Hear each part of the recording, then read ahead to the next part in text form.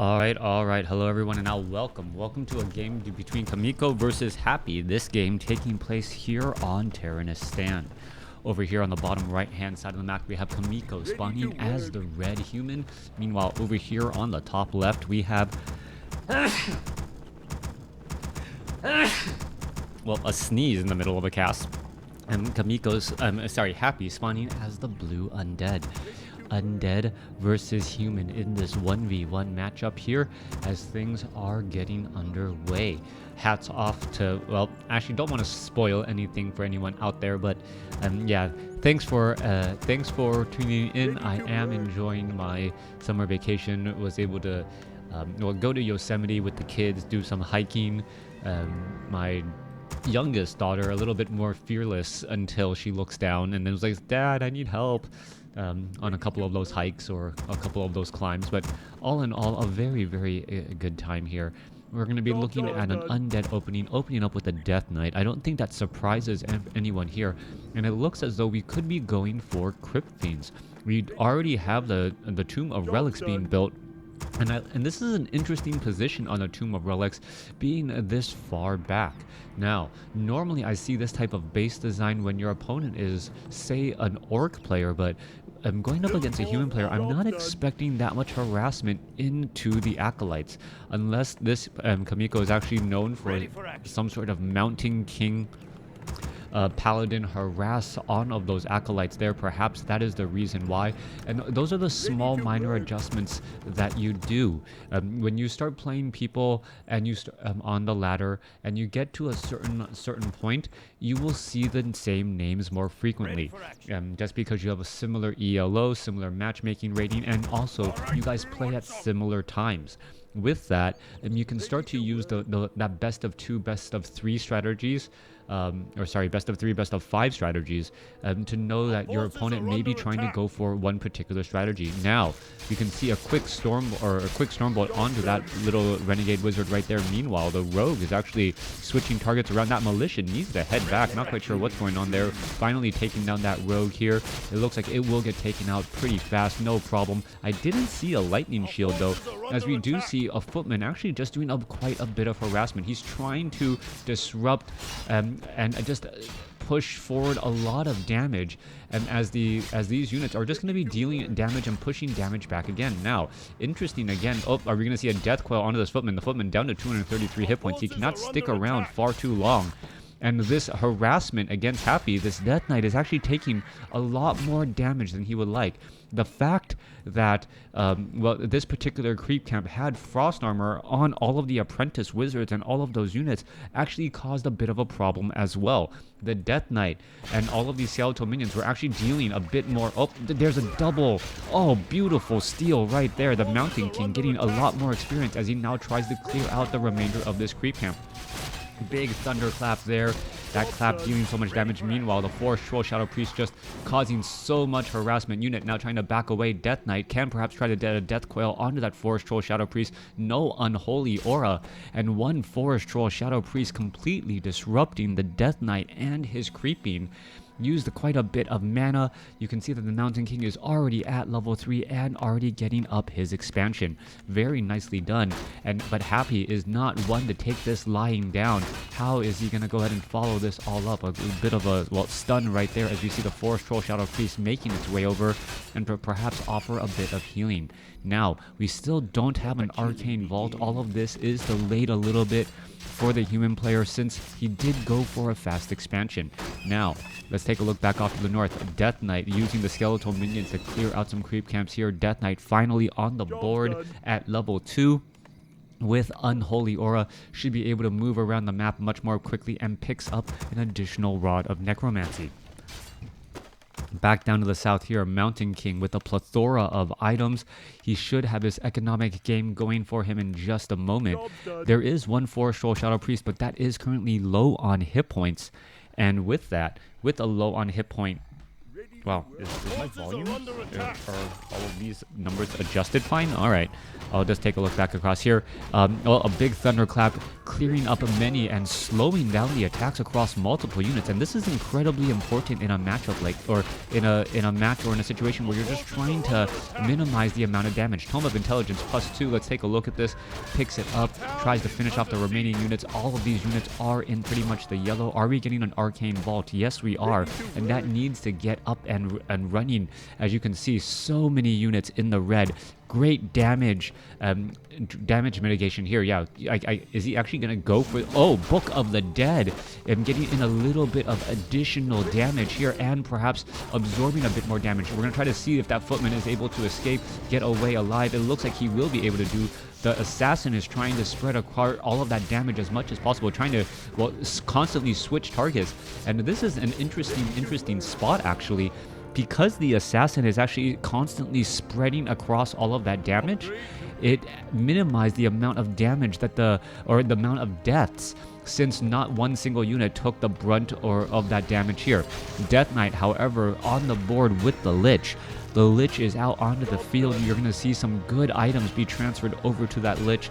Claws of Attack +6, Gloves of Haste, coupled with that Orb of Corruption, which should be coming in momentarily. No tech to tier 2, well, or tier 3. There we go. Just getting finished right then. Mountain King, Clarity Potion, and Healing and Scroll of Regeneration being used. No surprises there. Mountain King going to become very strong at this stage. Meanwhile, off to the north, it looks like a footman getting taken out. Not quite sure what unit got taken out there. Meanwhile, we're going to be taking a look at, well, there's that Thunderclap dealing so much damage across multiple units, slowing things down. Goblin Shredder also getting slowed down just a bit. We are looking at a tech to tier 2 finally, and finally also a scout tower, preferably also an arcane tower to follow up. Mantle of Intelligence has been left behind. Is it going to get attacked and destroyed? Nope, not quite yet. Oh, it looks like it is just going to get attacked there by that skeletal minion. It could get taken down.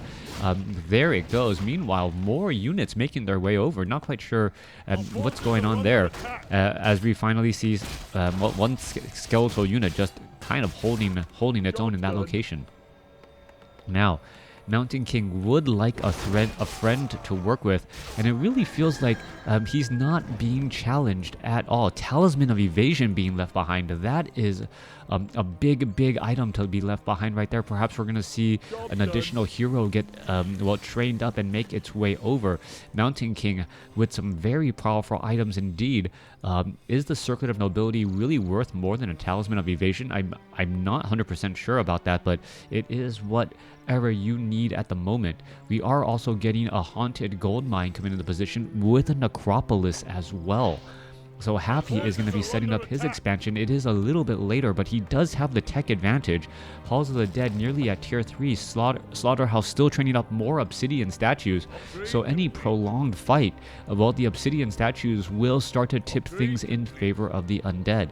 The problem right now is unless the Mountain King is able to do something and put pressure, he's gonna actually start to fall behind. He's sitting at level 5, the maximum level that you can get going up against creeps, going up against a level 3 Death Knight and a level 1 Lich. We could soon get a level 2 Lich out onto the field. Frost Nova and Death Coil working together. Frost Armor also helping out, trying to mitigate much of that damage as we see a quick Death Coil Frost Nova there. Death Knight with the Ring of Regeneration and Health Stone. Those two items together should make it very difficult for the Death Knight to be focused down. Unholy Aura giving more passive regeneration. On top of that, the Ring of Regeneration and a Potion of Greater Healing. Happy's items, they look a little understated, but are incredibly powerful when they all work together properly. Mountain King now actually clearing out creep camps, dropping down some items.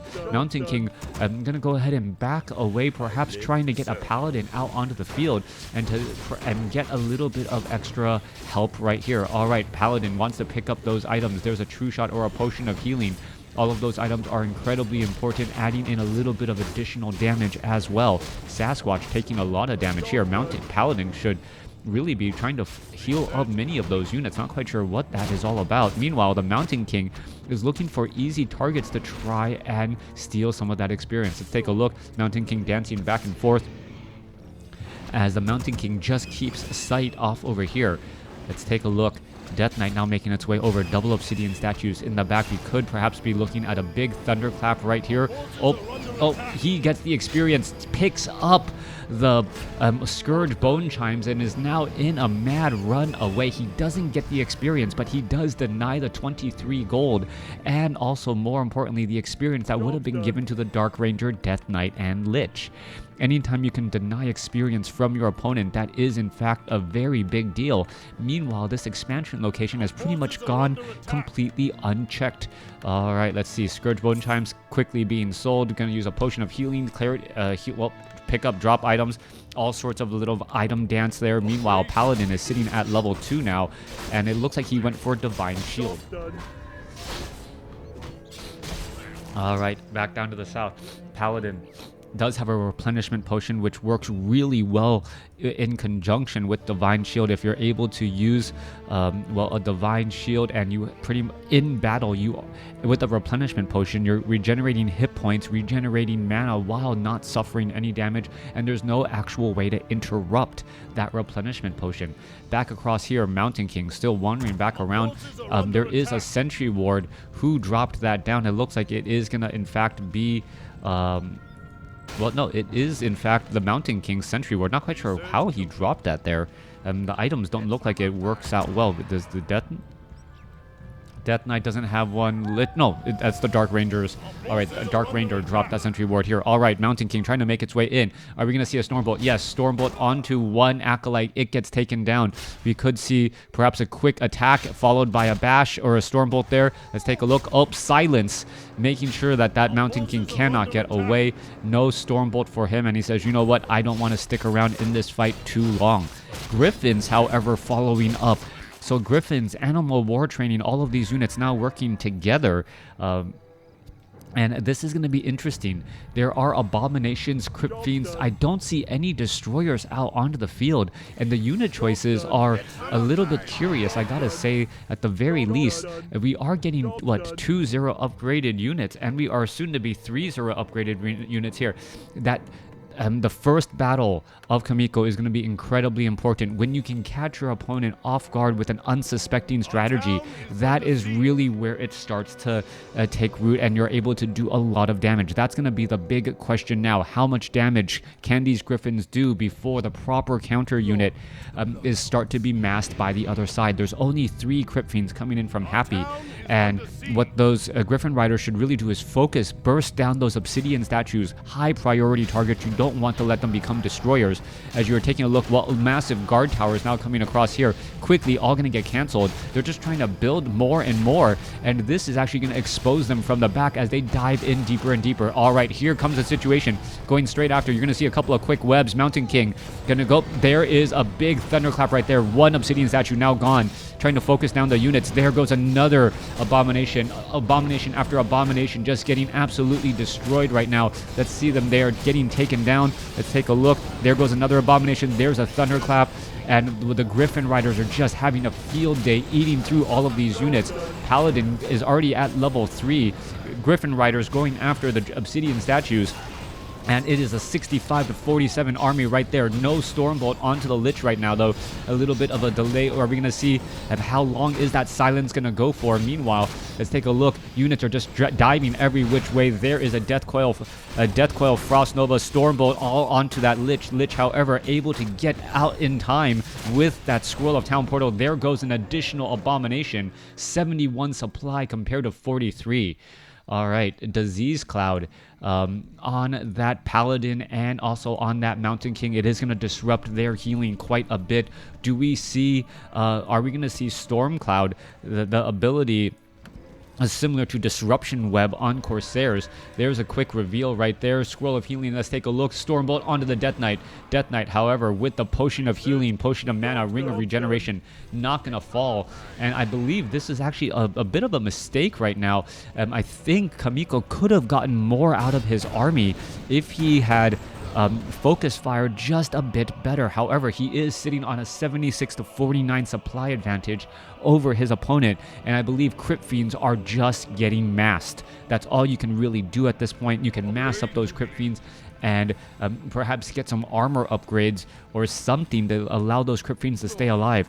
On top of this, though, I believe the Paladin still has True Shot Aura. Yeah, Paladin still has True Shot Aura, giving a very large damage bonus to all of these Griffin Riders. These Griffin Riders are essentially 4-1 upgraded alongside these Dragonhawk Riders, and at some point the Paladin may even go for Devotion Aura as well, giving even more armor to all of these units on the ground or in the air, making them that much more difficult to take out. 76 supply compared to 57. He's running off of, or will be running off of, 3 bases here momentarily. 6 minutes left of mining here. As you can see, 1 scout tower over here on the top right hand side of the map. Well, just to keep track of what is going on in this battle. All right, a massive air army, a very expensive army, but also a very highly mobile army, but well, an army that can get destroyed quickly as well. We don't have a Dragonhawk Rider, or excuse me, we don't have the Panda to counter the Dragonhawk Riders and the Griffins for any anti-air. And I'm really waiting for what the human player is trying to do here. And every moment that he gives to his opponent is a moment that his opponent can just get the proper units. Is Happy going to do an incredible turnaround with the right units and get out ahead? That is the question there. All right, Obsidian Statues, Death Knight, Lich now making their way out across the field here. Mountain King gonna go ahead and try and come across. There's a Stormbolt, quick finish off on the Acolyte as the Dragonhawk Riders are now looking to back off. Bye. See you later. All right, back across over here. Mountain King here ready to go, trying to dance a little bit back and forth. Looks like both sides are just getting into the proper alignment. Mountain King does have that Orb of Fire. He wants to be able to focus down a single unit, prevent that healing, as the Dragonhawk Riders are just riding off to the side once again. A little bit of miscontrol. Where are all the units going to go? Well, a little bit of a dance. It looks like Happy wants to be able to fight on Blight, and no one really wants to engage as of yet. A little bit of a Mexican standoff, so to speak. Both sides going to take a lot of damage in this next battle. But what was a 75 to 50 supply advantage has now evened out just a bit. Dragonhawk Riders still have the edge, and the Griffins still have an edge with the 3-1 upgrade. But oh, what is this? Anti-magic shell onto those Crypt Fiends, which means that they are going to have a lot more hit points to absorb. Crypt Fiends are going to be absolutely key right here. And is this going to be a lesson in why you do not mass up air against Undead? This could be the case. More Banshees getting added in, and this is one of those situations. Well, high upkeep, 91 supply now compared to 74. All right, he bursts into high upkeep, getting more Griffins. Doesn't have any Knights, and not having Knights is a problem. He really needs a way to deal with all of those units here. As he has absolutely seen the anti-magic shell on those Crypt Fiends. He should know better. He knows that he needs to be getting Knights to try to deal damage to those Crypt Fiends. It does deal bonus damage, or there is ways to deal bonus damage to normal armor, but we still don't see that as of yet. Paladin maxed out on items as well. Mountain King sitting at level 5. Both sides not doing anything at all. I can only suspend the anticipation for so long before a battle actually needs to happen. All right, mining has stopped. All right, mining has stopped because he does not want to mine while at full tax. That he's trying to maximize this. This is the perfect time to strike now. Let's take a look at this. Griffins getting added in. He's getting those last 2 Griffins into the air, and we'll see how all of this is going to follow up here. Banshees are all right here. Griffins, everything does not look good. This massive army. And Chaemiko, what is happening here? All right, let's go into the battle. Stormbolt there, not going to really do all that much. There's a Thunderclap, not doing very much either. No damage really being absorbed. Here comes the units trying to focus down as much as you can. Focus fired, living up to its name. Griffins are still in the air. It's 99 compared to 77 supply. The Thunderclaps are actually finally dealing damage as much of the anti-magic shell has been removed. Holy Light continuing to push its way through. All right, some of those Griffin Riders actually backing away. You can take a look. Paladin has Devotion Aura now, so the auras are giving massive upgrades. 2-2 compared to 3-3 upgrades right now. Death Knight gets taken down, and with that said, well, Happy leads the game. Chaemiko wins in impressive fashion with a very strong army, catching his opponent off guard. Well, Happy did everything he could to try and win that next battle, but all of the upgrades and the smart stop mining would have put him in a great spot even after if he lost that particular battle. Thanks for watching. Thanks for listening. Hope you guys enjoy.